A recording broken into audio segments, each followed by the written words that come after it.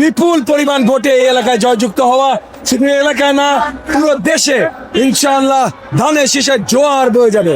মাশাআল্লাহ, আমরা মারাত্মক সাড়া পাচ্ছি। এখনো দেখবেন লক্ষ জনতার র্যালি নিয়ে আমরা শেষ রাজনীতি করছি।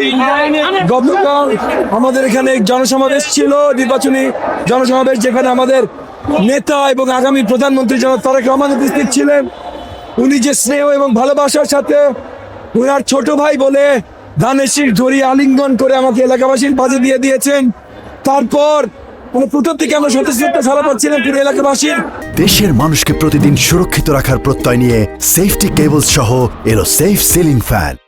তারপর থেকে সব জেয়ার ভেঙে আমরা ভালোবাসা পাচ্ছি। ইনশাআল্লাহ আমরা আশাবাদী 12 তারিখে বিপুল পরিমাণ ভোটে আমরা এখানে জয়যুক্ত হব। বিপুল পরিমাণ ভোটে এই এলাকায় জয়যুক্ত হওয়া, শুধু এলাকায় না পুরো দেশে ইনশাআল্লাহ ধানের শীষের জোয়ার বয়ে যাবে। না বাবা, আমি জানি না কে কি কথা বলছে, কিন্তু অনেকে পজিশন পরিষ্কার করেছে যে নারীরা কোনো গুরুত্বপূর্ণ জায়গায় থাকতে পারবে না, সরকার হোক, দল হোক, আর অন্য কোনো ব্যবস্থাপনা হোক। এরপর কি পজিটিভ কথা বললে এগুলোর কোনো দাম নেই। এগেন, আমি কাউকে নিয়ে নেতিবাচক কথা বলতে চাই না, কারণ এখন আমরা নির্বাচনের প্রচারণে আছি। আমাদের কাজ জনগণের জন্য কাজ করা, কারণ নিন্দা জানানো না। আমরা আমাদের কাজ করে যাচ্ছি। আমি এগেন কারো সম্বন্ধে নিন্দা করতে চাই না, কিন্তু এখানে আসার পর মাদক ব্যবসা, সন্ত্রাস, চাঁদাবাজি থামানোর জন্য আমি অনেক কাজ করেছি। উনি কি করেছেন ওনাকে যে জিজ্ঞেস করেন ভাই, আমি তোকে নিন্দা করবো না।